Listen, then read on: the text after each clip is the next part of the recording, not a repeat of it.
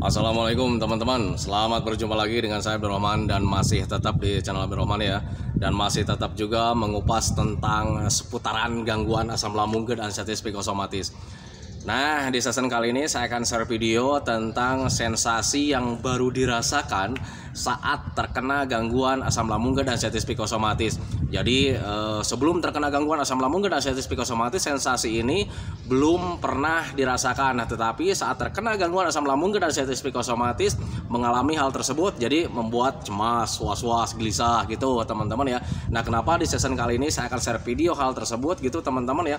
Karena banyak sekali teman-teman yang terkena gangguan asam lambung dan anestesi psikosomatis yang bertanya tentang hal tersebut gitu teman-teman ya.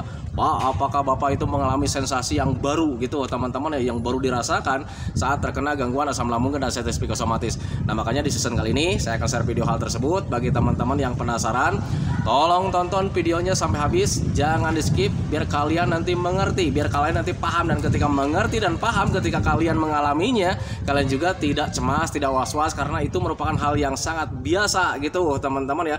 Nah, makanya tonton videonya sampai habis, jangan di skip. Nah, kemudian seperti biasa bagi teman-teman yang baru bergabung, kalau seandainya kalian mau bertanya tentang seputaran gangguan asam lambung dan anestesi psikosomatis, alangkah baiknya kalian tonton dulu video-video saya sebelumnya, karena untuk seputaran gangguan asam lambung dan anestesi psikosomatis semuanya sudah saya share ya. Dari mulai cerita saya yang terkena gangguan asam lambung dan anestesi psikosomatis, kemudian merasakan 1001 macam sensasi yang sangat tidak nyaman, itu sudah di-share, dan kemudian bagaimana cara menangani setiap sensasi yang hadir, itu juga sudah di-share. Nah, makanya biar lebih jelas, biar lebih detail, alangkah baiknya kalian tonton dulu video-video saya sebelumnya. Nah, itu teman-teman ya. Dan kemudian bagi teman-teman yang baru bergabung juga, seperti biasa juga, kalau seandainya kalian mau belum subscribe channelnya, mohon videonya itu di subscribe dulu, karena untuk subscribe itu tidak memerlukan biaya, tidak memerlukan pendaftaran. Jadi subscribe itu adalah hal yang sangat mudah sekali bagi teman-teman lakukan ya. Jadi teman-teman itu cukup memijit saja tulisan subscribe. Biar kenapa? Jujur ya, biar videonya itu cepat berkembang dengan baik. Dan kalau seandainya videonya itu berkembang dengan baik, sudah barang tentu itu akan menambah semangat tersendiri buat saya untuk terus nge-share tentang seputaran gangguan asam lambung dan anestesi psikosomatis ini terhadap kalian. Kemudian yang lebih penting dan yang lebih utamanya, tekan juga tombol lonceng sama tombol like-nya ya, biar kalian itu dapat notifikasi atau pemberitahuan video saya yang terbaru. Karena saya itu akan terus nge-share tentang seputaran gangguan asam lambung dan anestesi psikosomatis ini terhadap kalian, dengan tujuan semoga saja videonya itu menjadi wasilah atau jalan keluar bagi kalian yang sedang mengalami gangguan asam lambung dan anestesi psikosomatis hingga membaik ya, apalagi sampai sembuh total. Amin ya rabbal alamin. Ya, minimal hanya memberikan motivasi saja, atau lebih minimalnya lagi hanya sekedar menemani kalian yang sekarang sedang merasakan tidak nyamannya dari gangguan asam lambung dan anestesi psikosomatis. Nah, itu teman-teman ya.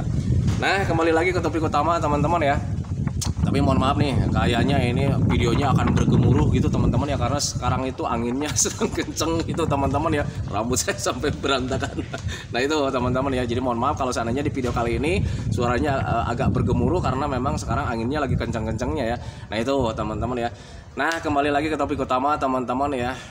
Saat terkena gangguan asam lambung dan anestesi psikosomatis, apakah saya pernah mengalami hal yang baru gitu teman-teman ya? Pernah teman-teman ya. Dulu saat sebelum terkena gangguan asam lambung dan anestesi psikosomatis, saya hanya mengalami hal-hal yang biasa ya, sensasi-sensasi biasa, sensasi-sensasi rumahan gitu teman-teman ya. Nah, tetapi ada kalanya waktu terkena gangguan asam lambung dan anestesi psikosomatis, saya mengalami sensasi yang baru dirasakan gitu teman-teman, sehingga ketika mendapatkan hal yang baru itu ya, ketika belum mengerti, belum memahami, karena kita baru mengenal gitu teman-teman ya, membuat cemas, membuat was-was, membuat gelisah gitu teman-teman. Wajar menurut saya gitu teman-teman, dan waktu itu saya juga seperti itu ya, cemas, was-was, gelisah gitu teman-teman ya, karena takutnya bahwa keadaan seperti itu ya bisa membuat kita itu hidupnya nggak lama lagi gitu teman-teman ya. Kemudian takutnya itu penyakit yang berbahaya gitu teman-teman. Bahkan itu saya pikirnya itu waktu itu masih ngaco ya, jadi selalu berpikir tentang pertanda ya, tanda-tanda mendekati kematian.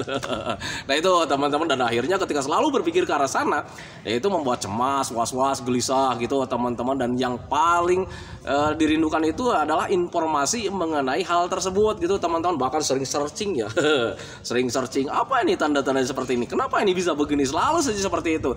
Dan biasanya ketika searching itu merupakan hal-hal yang sangat menakutkan gitu teman-teman ya, karena ketika searching itu si orang yang menulisnya itu biasanya itu selalu selalu informasinya itu selalu punishment gitu teman-teman, jadi terlalu memponis gitu teman-teman ya, sehingga membuat kita itu gelisah, was-was gitu teman-teman ya. Karena untuk orang yang terkena gangguan asam lambung dan anxiety psikosomatis termasuk saya waktu itu, yaitu tidak mau menghadapi atau mengalami hal-hal yang tidak diinginkan. Nah itu teman-teman, nah makanya ketika searching membuat searching di googling gitu teman-teman, ketika membaca itu wah ini bagaimana ini bagaimana selalu seperti itu teman-teman ya. Nah tetapi waktu itu ketika mengalami hal yang baru itu gitu teman-teman ya, saya tidak ke dokter, saya tidak ke hipnoterapi, saya tidak melakukan cek kesehatan gitu teman-teman ya, karena waktu itu saat mengalami hal yang baru itu sudah diambang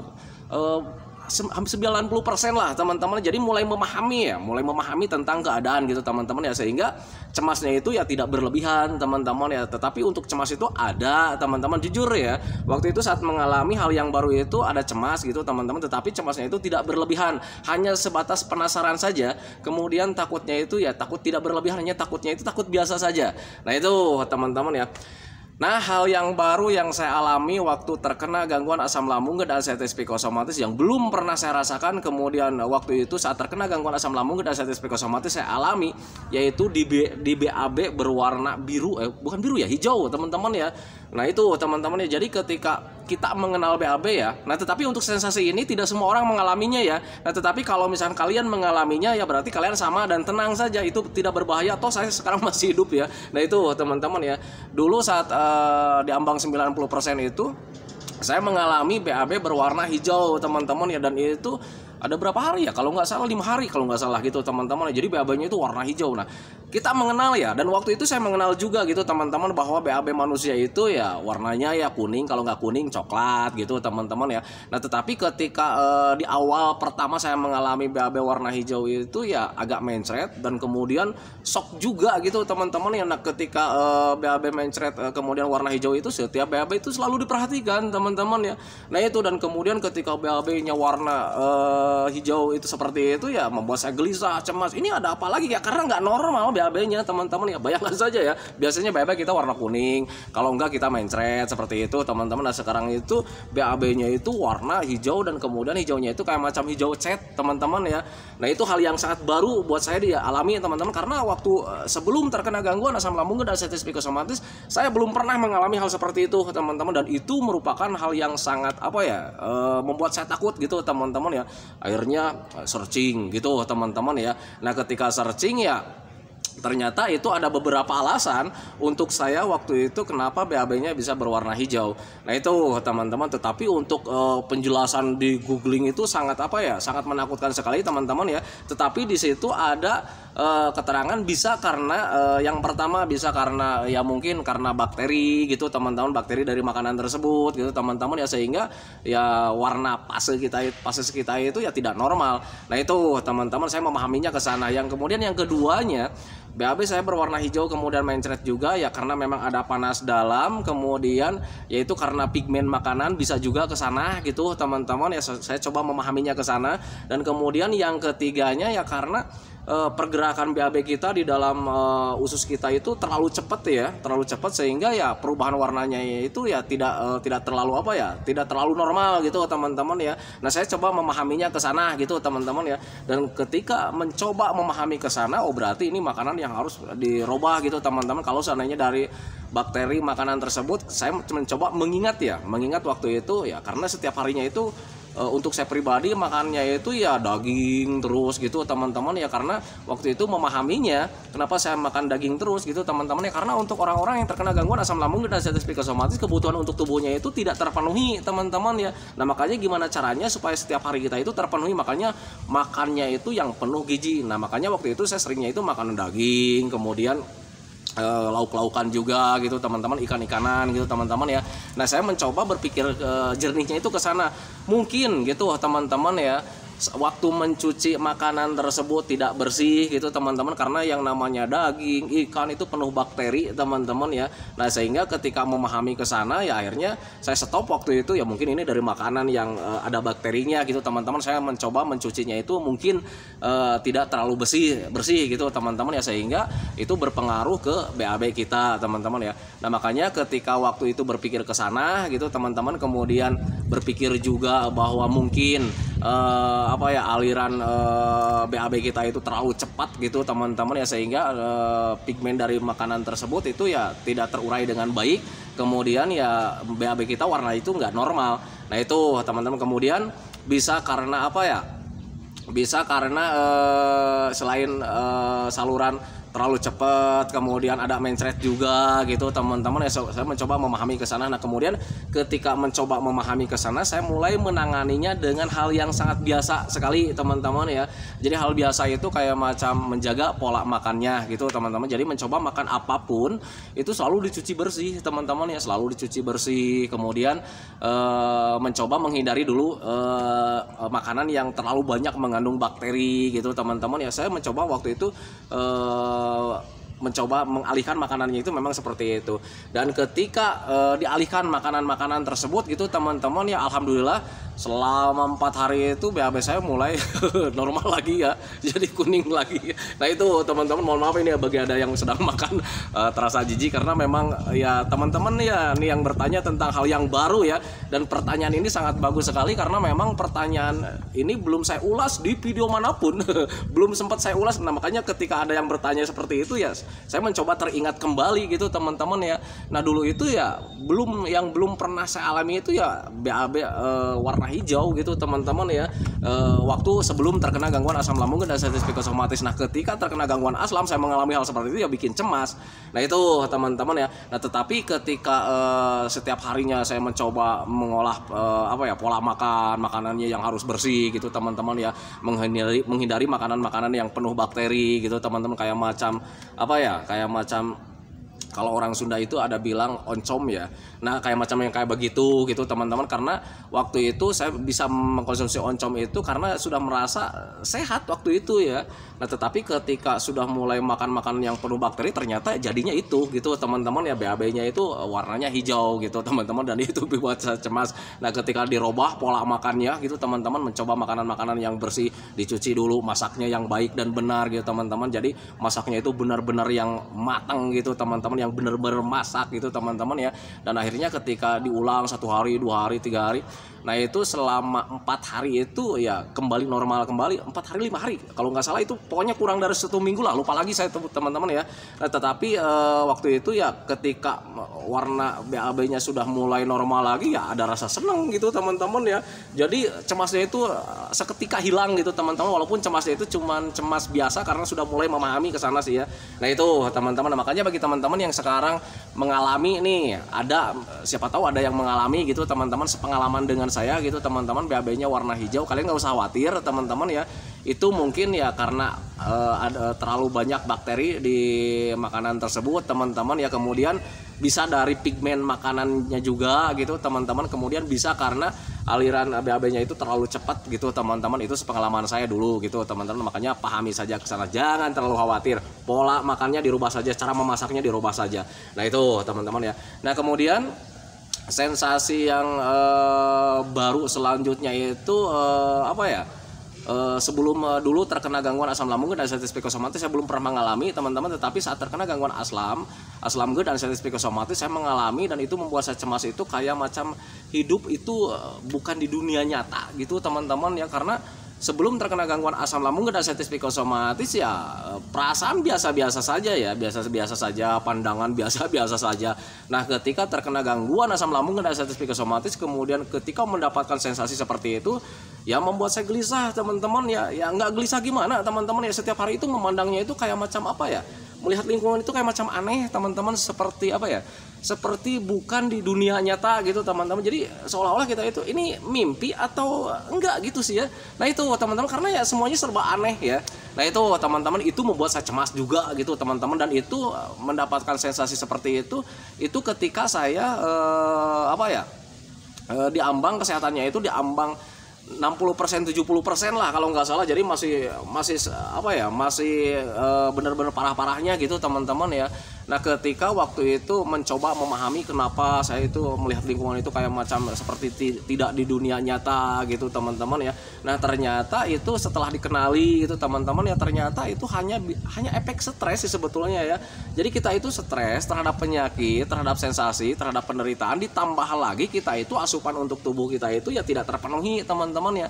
Nah ketika ingin menangani hal tersebut gitu teman-teman, waktu itu saya mencoba mengkonsumsi makanan yang penuh gizi ya, yang penuh gizi, kemudian minumnya itu diperbanyak, itu minimal 8 gelas dalam sehari, kemudian tidurnya di malam hari itu 8 jam dalam satu malam itu 8 jam dalam satu malam, mencoba dipaksakan walaupun sulit untuk tertidur teman-teman ya.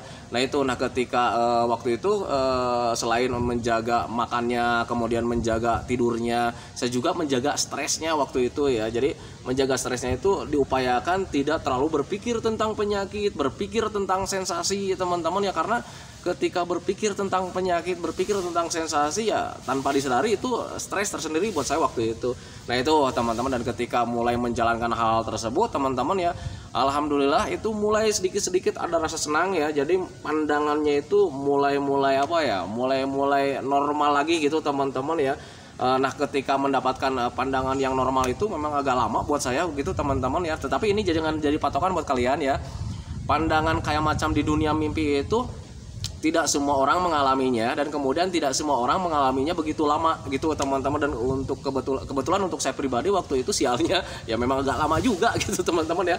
Nah itu teman-teman ya. Nah tetapi ketika dipaksakan gimana caranya supaya mengkonsumsi makanan-makanan yang penuh gizi setiap harinya gitu teman-teman ya, biar terpenuhi kebutuhan tubuhnya, kemudian menghindari stres juga gitu teman-teman, kemudian mencoba menjaga istirahatnya di malam hari minimal 8 jam dalam satu malam untuk tidur gitu teman-teman ya.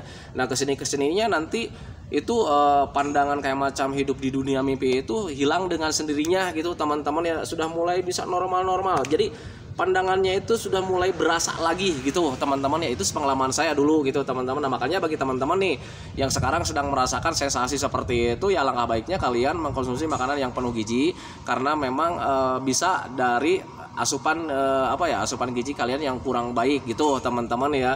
Ya wajar, jadi mata sama pikirannya itu ya nggak bekerja dengan normal gitu teman-teman ya. Nah kemudian hindari stresnya juga, jangan berpikir tentang penyakit, karena kalau seandainya kalian selalu berpikir tentang penyakit, berpikir tentang sensasi, itu tanpa disadari menjadi stres tersendiri teman-teman. Dan ketika stres ya kebutuhan untuk tubuh kita itu ya terkuras dengan sendirinya karena stres gitu teman-teman ya. Nah itu, nah makanya harus bisa memahami ke sana. Kemudian minumnya juga harus 8 gelas dalam sehari, kemudian untuk tidurnya diupayakan 8 jam dalam satu malam. Apapun caranya, gimana caranya supaya kalian itu bisa tertidur 8 jam dalam satu malam. Kenapa saya katakan seperti itu? Karena untuk tertidur itu memang agak sulit ya. Tertidur itu memang agak sulit gitu teman-teman. Di awal-awal kita tertidur, tapi tiba-tiba kita terjaga, atau ada kalanya kita itu di mata dimerem-merem. Untuk tidur itu sulit sekali teman-teman ya. Jam 8 kita tidur, merem-meremnya jam 12 malam gitu, kadang jam 2 gitu teman-teman, baru aja tertidur jam 4-nya udah terjaga lagi.